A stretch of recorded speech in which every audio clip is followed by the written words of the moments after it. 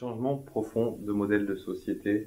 Euh, je sais bien que le temps est restreint pour qu'on en parle, mais comme à tous nos invités, le territoire monde, en 2015, va échanger autour d'un enjeu qui fait sens à l'échelle du monde, le changement climatique. Nous sommes des territoires, alors on a rencontré une représentante des peuples autochtones qui nous dit nous avons à vous apporter nos savoirs. On a rencontré des représentants du continent Afrique qui nous disent oui, nous sommes prêts sur certains coins à considérer des zones comme patrimoine ou de l'humanité, mais comment on co-construit ce lien entre protection de la nature et développement local. Enfin, plein de questions. Quel regard vous portez sur à la fois ce grand débat des nations et puis la capacité à associer les peuples. Alors, l'appellation, on en parlait tout à l'heure, cette résilience environnementale, avec des modèles prédominants, cette notion d'équité environnementale, cette notion d'éthique environnementale dans le cadre du changement climatique. Les notions sont multiples, les concepts sont multiples, mais en tout cas, quel objectif, quel regard sur un... Dans le changement climatique, il n'y a rien de particulièrement éthique. Donc, qu'on soit clair. La seule valeur éthique que je peux éventuellement proposer, c'est par rapport à l'urgence de l'action, c'est-à-dire que les responsables du changement climatique sont plutôt au nord, ceux qui sont donc de l'autre côté, c'est-à-dire qui subissent les problèmes du changement climatique, sont plutôt au sud. Et donc là, il y a une petite dissociation qu'il faut traiter avec, je dirais, délicatesse et justesse. Parce qu'on ne peut pas dire aux Africains, il va falloir que vous serriez encore la ceinture, alors que nous, on n'a pas fait pendant des années, on a laissé nos émissions de CO2 donc courir. Mais je vais y venir. Mon problème avec le changement climatique, c'est que, y compris sur le plan scientifique, ça a été considéré comme un sujet en soi, et donc ça a lancé toute une série de spécialités, y compris la paléoclimatologie, etc., qui donc se sont données comme mission d'informer l'action publique. Le changement climatique est une simple conséquence de la non-soutenabilité de nos politiques. Donc on ne peut pas imaginer gérer le changement climatique sans aborder le développement durable de nos modes de vie, modes de consommation, modes de production.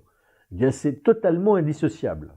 Donc pour moi, cette obsession du changement climatique, c'est quelque chose qui m'agace prodigieusement, même si je participe à des travaux et qu'il y a beaucoup de climatologues que j'aime bien. Donc ça, c'est par rapport à l'événement politique de la fin de l'année qui me semble être mal cadré, mal positionné. Pour la société, pas pour les politiques, je dirais, eux, ils exercent le jeu de pouvoir. La question maintenant secondaire, la retombée secondaire du changement climatique est la suivante. J'ai un poster dans le couloir où est mon bureau, où les climatologues ont dit connaître pour comprendre, comprendre pour prévoir. Et c'est typiquement ce qui provoque un sourire, parce que ils sont dans un déterminisme newtonien, où on sera capable de prévoir, par nos connaissances du passé, de prévoir l'avenir. Et les systèmes complexes nous enseignent qu'il y a une part stochastique et une part donc d'imprévu qui est tout à fait considérable. Pour des tas de raisons, forcerait un peu le temps, et donc je ne vais pas m'y aventurer. Et ce que je veux dire par là, c'est que cette notion de prévisionnisme, donc cette nouvelle discipline où on va en quelque sorte prévoir précisément l'avenir en fonction des paramètres d'entrée, nous fait négliger que l'on va connaître des chocs, on va connaître des difficultés. Les dinosaures ont peut-être disparu parce qu'il y a eu une météorite. Personne ne peut dire aujourd'hui qu'il n'y aura pas une météorite, une nouvelle météorite de grande taille qui va tomber sur la Terre. On n'est pas capable de dire quelle est la probabilité de survenue d'un autre tremblement de terre de dimension 9 et donc d'un autre Fukushima, etc. Ce que je veux dire par là, c'est que on doit apprendre à faire face à des conséquences considérables, à des risques naturels ou anthropiques qui existent dans le monde. Et ceci, on ne le fait pas parce qu'on a regardé l'inondation de 1910 et on a mis les protections pour qu'une inondation de 1910 n'arrive pas à Paris, parce qu'on peut mettre toutes les protections donc, mais c'est pas l'inondation qui va arriver, mais un autre phénomène qui va avoir d'autres conséquences de grande taille, et ceci nous oblige à réfléchir pourquoi est-ce que certains groupes humains ou certains individus et certains groupes humains sont capables de mieux encaisser les chocs que d'autres. S'ils sont capables de mieux encaisser les chocs, on est dans la définition de la résilience, on doit donc réfléchir à qu'est-ce qui rend une communauté, qui peut être une ville, qui peut être un quartier, qui peut être une nation, qui peut être un continent, plus apte à surmonter les conséquences d'un choc.